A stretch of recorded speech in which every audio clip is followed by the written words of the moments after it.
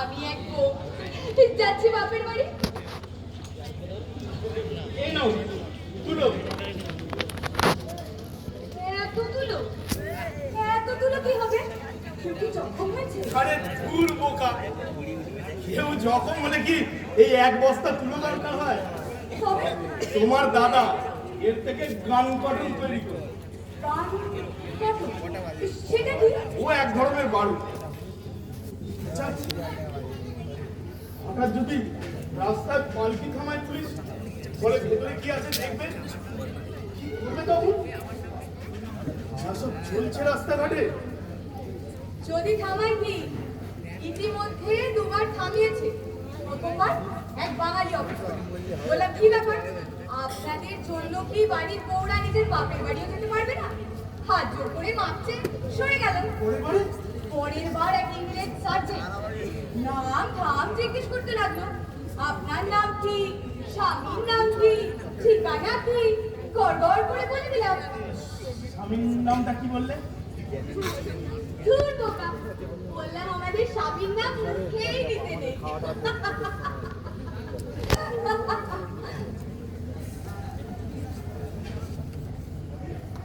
হঠাৎ এই প্রশ্ন? তুমি তো জানো অবিনাশ দাকে তো সবই বলেছি খুলে। কি বললেন? বললেন ভালো কথা, মানসীকে বিয়ে করো। সে তখন থেকে ভিডিও করছিল। পুরো ইয়েতে ভিডিও। যার সময় খেয়ে যাবে। ঠিকই বলেছে। কে বললো? কে বলবো? আমি বলছি তো। বিয়ে বিয়ে খেলার কে সময় দিয়েছে তুমি এখন নাকি? আমি সত্য মন যে মানতে চায় না। আর কোথায় দাও? করতে দাও। আমার আমার সবচেয়ে বড় ভয় কি জানো? জল পড়ছে। পুলিশের অত্যাচারে নয়, হাসিও নয়। ভয় হয়, ভয় হয় আমি যদি শেষ পর্যন্ত তোমায় না পাই, তুমি কোনো অ্যাকশনে মারা যেতে পারো, আমিও আমিও ধরা পড়ে যেতে পারি। কিন্তু কিন্তু তার আগে কি আমরা নিতে পারবো? জানি জানি তার কোনো উপায় নেই। তবু কথা দাও, এসব তো কথা দাও তুমি আমার জন্য অপেক্ষা থাকবি তো, দেখবি তো পুরোটা। দিলাম। ভালো লাগছে।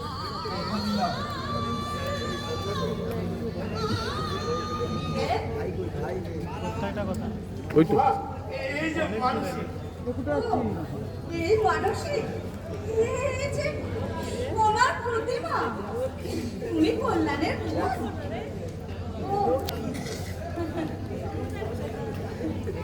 তোমাকে পুত্রবধূ করে ঘরে আনতে পারলে তবে এবারই ধন্য হয়, আর আমার ছেলেটাও একটু মানুষ হয়। হাসছিস? তোর বিপ্লব ওই কথাবার্তায়, কাজে নয়। সেই সাহসী তোর নেই। এবারের ছেলে হয়ে তুই যে কি করে এরকম হলি কে জানে। আচ্ছা, অবিনাশ কেমন আছে? ভালো। জানো, অবিনাশী আমার একমাত্র ছিল। এ তো আমার বুড়ো বয়সের ছিল। আগে আগে অবিনাশেরই ছিল এ বাড়িতে একমাত্র অধিকার। অবিনাশ আপনার কাছেই মানুষ, আমি জানি। এমন দাদা, অমন ভাই, বিশ্বাসই করা যায় না। তার উপর ওর আছে সম্পত্তির উপর বিশাল লোভ, যে সবসময় সম্পত্তির দলিল বানায় আর পরে। আচ্ছা আচ্ছা বলো দেখি মা, যে বিপ্লবী সব মায়া ত্যাগ করেছে তার কি এসব সাজে? এত লোক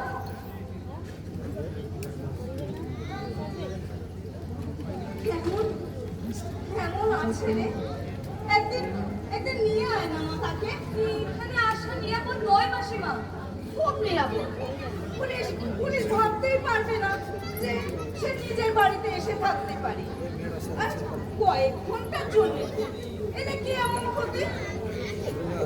কে দেখছে, কোথায় শুনছে, কি খাচ্ছে? এ কেমন সর্বনাশা যুদ্ধ জানি না বাবা, যে নিজের মায়ের সাথেই দেখা করতে পারবে না। দেখা করতে এলে কি এমন হবে? কে জানে? মায়ের বুঝি রাগ হয় না?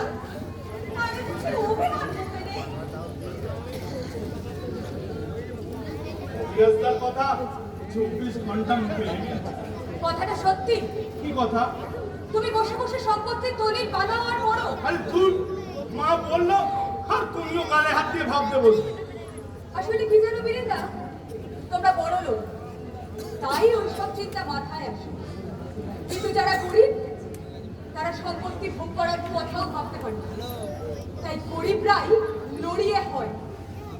টাকার বিষ মানুষকে দেশোদ্ধারণ করে দেয়, কিন্তু আমি লড়ছি আমার নিজের দুর্বলতার বিরুদ্ধে। জানি, আমি জানি, কিন্তু তোমায় আরো শক্ত হতে হবে। টাকা পয়সার মোহ সব কাটাতে হবে। টাকা পয়সা সব সমিতিকে দিয়ে দাও। সব বন্ধন কাটিয়ে তবেই না যোদ্ধা হয় মানুষ। হ্যাঁ, অবিনাশ দাও চিঠিতে সেই কথাই লিখেছে। তুমি তার আদেশ মাথা পেতে নিচ্ছ তো? নিতে তো হবেই। যাকে তুমি বেরিয়ে পড়ো, তোমার দেরি হয়ে যাচ্ছে। হ্যাঁ, সাবধানে যেও, আমাকেও যেতে হবে। কৃষ্ণনগর যাবো, চাল ঘুরে ফিরবো। সাবধানে যেও।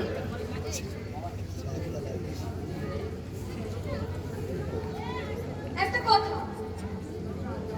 রিক্ত নিঃস্ব আর বন্ধনহীন না হলে ভালো যোদ্ধা হওয়া যায় না। চলি।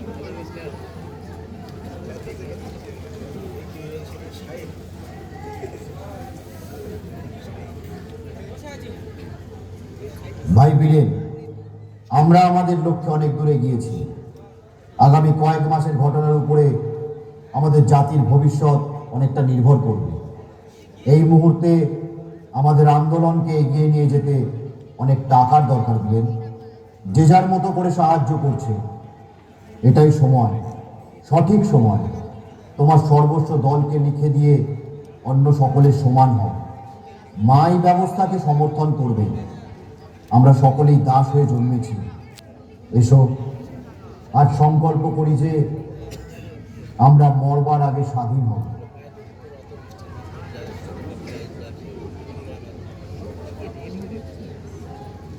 বীরেন আছো নাকি?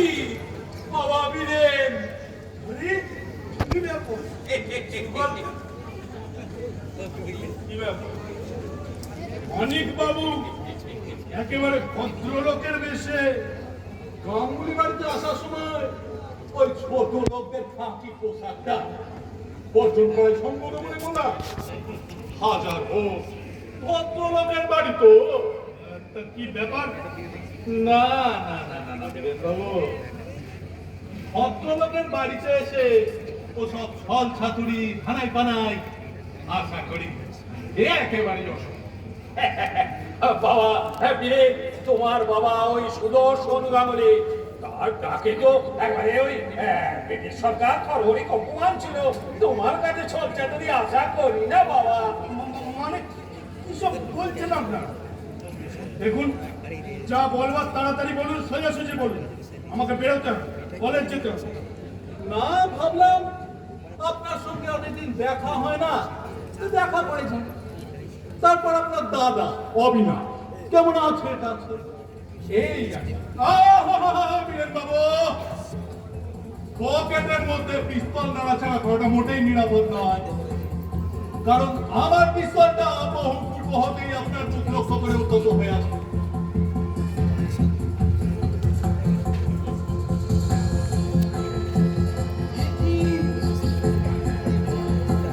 এই দেখুন বীরেন বাবু, এ তো দেখছি সেই বহরমপুরের চুরি করা রিভলভারটা।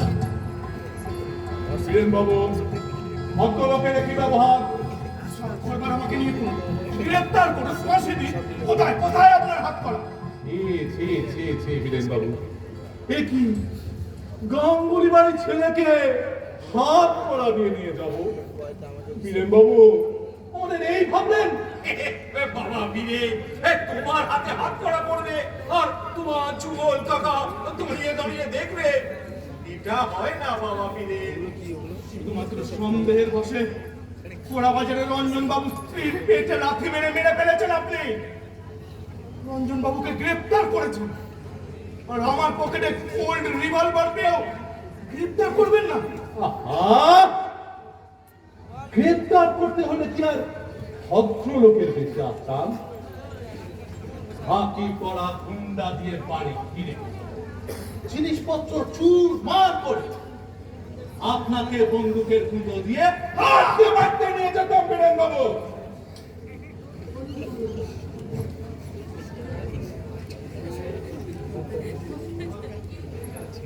বাবা বীরেন, কি চান আপনি? আপনাদের হাসি মুখ দেখলে বড় ভয় হয়। আপনাদের উদারতার পেছনে লুকিয়ে থাকে সাংঘাতিক ষড়যন্ত্র। চান আপনি? আপনাকে বাঁচাতে চাও? হ্যাঁ বাবা বীরেন, আমার তো সাহেবদের সঙ্গে সব কথা হয়ে গেছে। হ্যাঁ, আমি বিপ্লবী, আপনাদের দয়ে বাঁচতে চাই না। ভুল ভুল কি ভুল? ওই যে ফোন করব ওই যে আপনি বললেন যে আপনি বিপ্লবী, লকটা আমি বলছি ওটা ভুল বললে। বিপ্লবী হলে মাথার ওপর হাত তুলে এই। ওই পিস্তলটা আমাদের নিতে দিতেন না। সত্য? উদ্ধত রিভলভারের সামনে পিস্তল টেনে গুলি চালাবার চেষ্টা করতে আমার গুলিতে মারা যেত। বিপ্লবীরা জীবনদানের শপথ নেয় বীরেন বাবু, হামেশাই ওরকম করে থাকে। কিন্তু আপনি তো তা করলেন না। না না বীরেন বাবু, আপনি বিপ্লবী নন, আপনি সদা ভদ্রলোক। বাবা বীরেন, বীরের সঙ্গে আমার সব কথা হয়ে গেছে। আমি সাহেবকে রাজি করিয়েছি। কিসের রাজি করিয়েছে? ওই তোমাকে এরা গ্রেফতার করবে না, কিংবা এই হাবিল বা বিরোধিতা হত্যার দায়ে তোমাকে ফাঁসিতে ঝোলানো হবে না। আমার মুখটা দেখো বাবা বীরেন, ইনকাম সাহেবের আবার একটা বিশেষ যন্ত্রণা দেওয়ার কায়দা আছে জানেন যুগল বাবু? ওই চৌবাচ্চার মধ্যে হাত ধরে জলে ডুবিয়ে রাখে।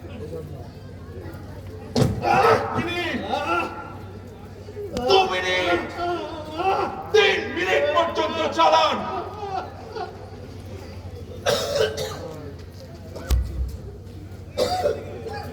একদিন হয়েছে কি, ওই জামাল উদ্দিন নামে সেই ছাত্র 4 মিনিট পর্যন্ত জলে ডুবিয়ে সাহেব খাচ্ছেন অজ্ঞান। জামাল উদ্দিনের ফুসফুসে জল ঢুকে অজ্ঞান। এসব খুলে আমাকে ভয় দেখানো যাবে না। বীরেন বাবু, আপনি ভদ্রলোক, আপনার সঙ্গে তো সব করা যায়। ভদ্রলোকের ছেলে কি ওসব সইতে পারে নাকি? বাবা বীরেন, আমি সাহেবকে বলেছি। সাহেব তো তোমার বিদ্যের খ্যাতি শুনে একেবারে হতবাক। বলে, আরে এই ছেলে পোড়া দেশে পড়ে আছে কেন? কিন্তু বিলেতে থাকা উচিত। আমি সাহেবকে বললাম, তাহলে হঠাৎ বিলে। বাবা বীরেন যাবে নাকি ওই বিলেতে পড়াশোনা করতে? পদান্নতার জন্য কি করতে হবে? কোন পাপে আমাকে লিপ্ত করতে চান? নো নো, আপনাকে কিছুই করতে হবে কিচ্ছু না। একদম। এমনকি ওই অবিনাশের দলটার সঙ্গে সংসর্গ ছিন্ন করতে বলবো না। সব ঠিক আগের মতোই থাকবে। আমরা শুধু মাঝে মধ্যে এসে এইরকম ভদ্রলোকের বেশে এসে গল্প করবো, বা সন্ধ্যের সময় থানা এলেন, গল্প গুজব করলাম। আপনার মতো পণ্ডিত ভদ্র ছেলের সঙ্গে দুটো কথা কয়ে বাঁচবো। বুঝতে পেরেছি, দলে থাকতে হবে, আবার দলের লোকেদের ধরিয়ে দিতে হবে। আমাকে কি গুপ্তচর ভেবেছেন? বেরিয়ে যান বলছি, বেরিয়ে যান।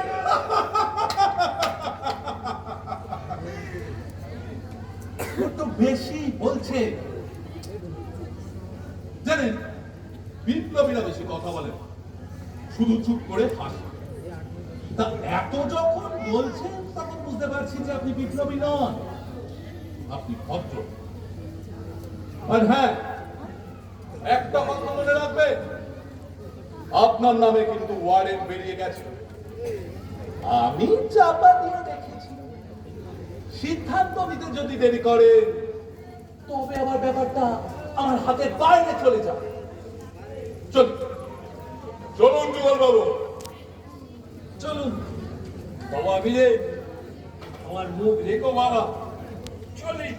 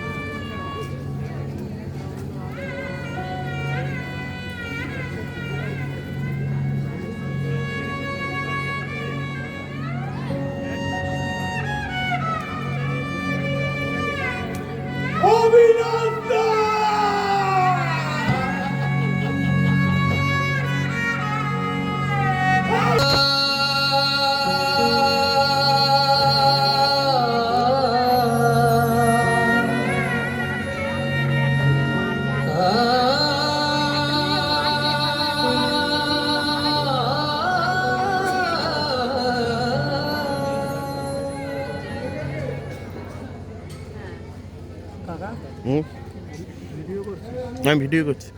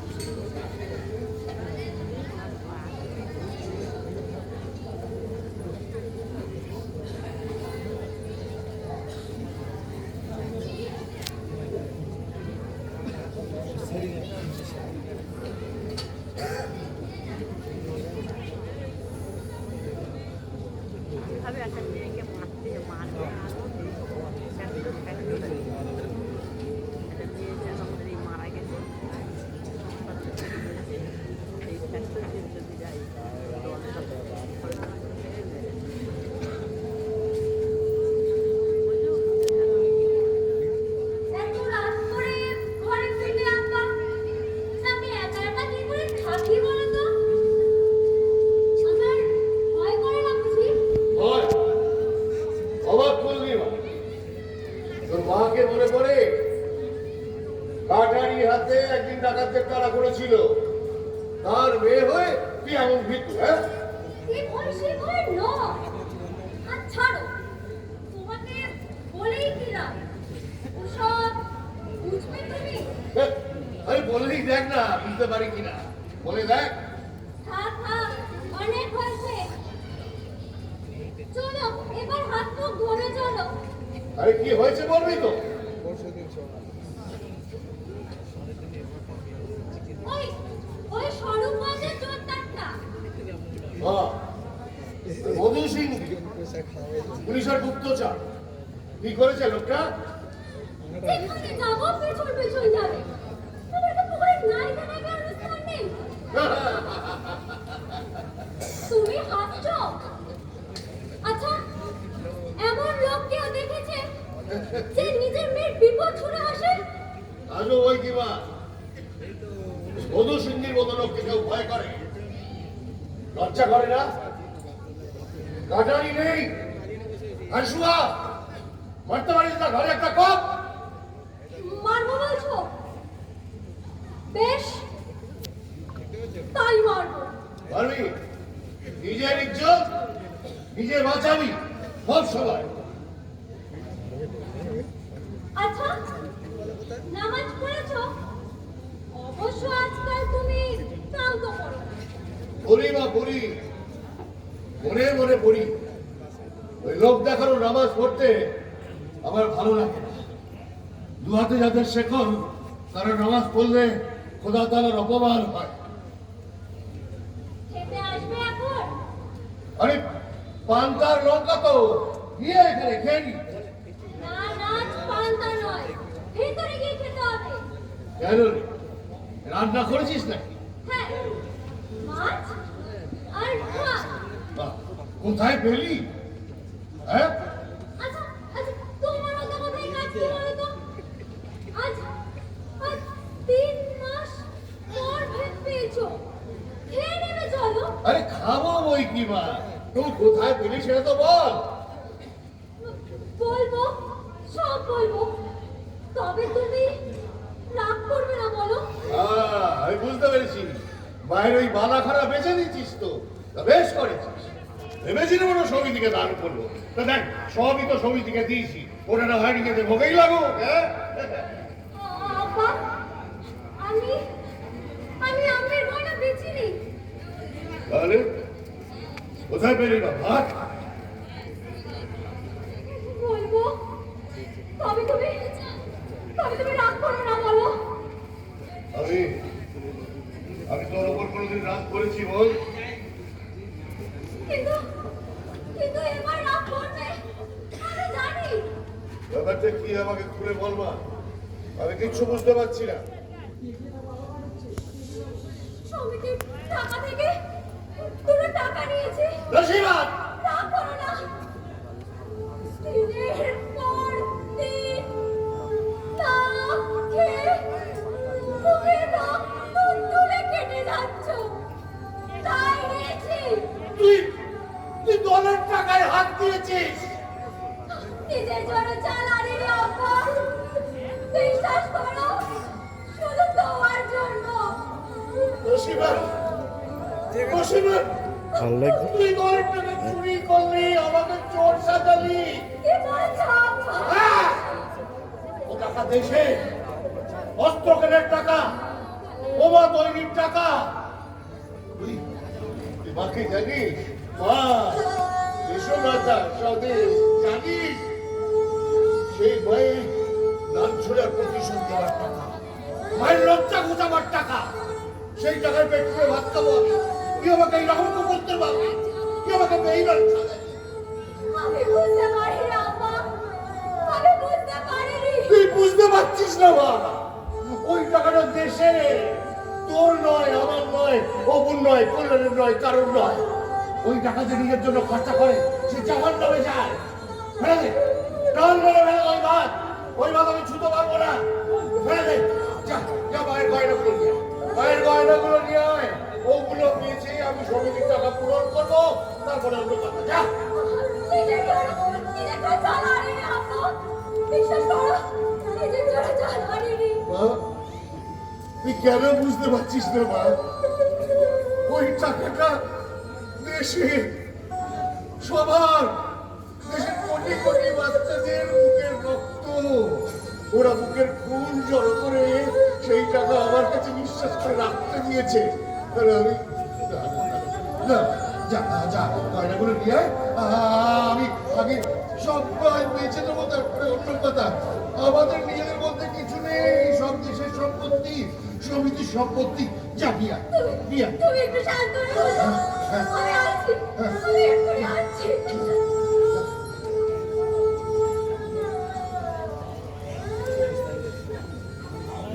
রহমত ভাই আছো নাকি? রহমত ভাই, আরে মধু সিংহি, জোরদার মধু সিংহির পদধূলি করলো এই গরিবের খুঁটিয়ে। আসে আসে, বসে বসে বসে। এই তামুক টামুক চলবে তো? এই না না না রহমত, মুসলমানের হুকুমে মুখ দিতে নেই, জাত চলে যাবে। ও গরুর চামড়া নিয়ে ব্যবসা করতে হ্যাঁ? আছে? কি বলে? না মানে ওই গরু মেরে তার চামড়া ছাড়িয়ে পয়সা করলে তাতে কোনো পাপ হয় না, যত পাপ হয় মুসলমানের মুখের মুখ দিলে। এই দেখো রহমত, ও ব্যবসায় মুনাফা আছে, অর্থপ্রাপ্তির যোগ থাকলে কিসে পাপ আর কিসে পুণ্য। হ্যাঁ তা তো বটেই। সরুরঞ্জের রামরতন খুলো এখানে সে কাজ ছিল, আপনি এই পুরো ব্রাহ্মণের জমিটুকু কেড়ে নিয়েছেন। আমি তাকে বলেছি, দাদা ওতে মুনাফা আছে, আর মুনাফা থাকলে কিসের ব্রাহ্মণ, কিসের জাত। হ্যাঁ রহমত, ঠিক বলেছো, একদম ঠিক বলেছো। তা আপনার এই পুরো ব্যবসাটা কেমন চলছে? এই কোনটার কথা বলছো বলো তো? এই ব্যবসাটা ও বুঝেছি। তা দেখো, সে তো মন্দার বাজার, নিত্য নতুন মেয়ে ছেলে আর কোথায় পাই বলো? কেন সিন্ধি মশাই ওই পুকুর পারগুলোয় ঘুরুন না, এখনো তো অনেক যুবতী আছে এই গায়ে যারা পরে মুনাফা ছড়া করা জানে না, ওখানে মতো পুকুরে নাইতে যায়। তারা তো জানে না যেখানে যুগল চৌধুরী আছে, আপনি আছেন। এই জন্যই তো রহমত আমি এখানে এসেছি। কথাটা বললেন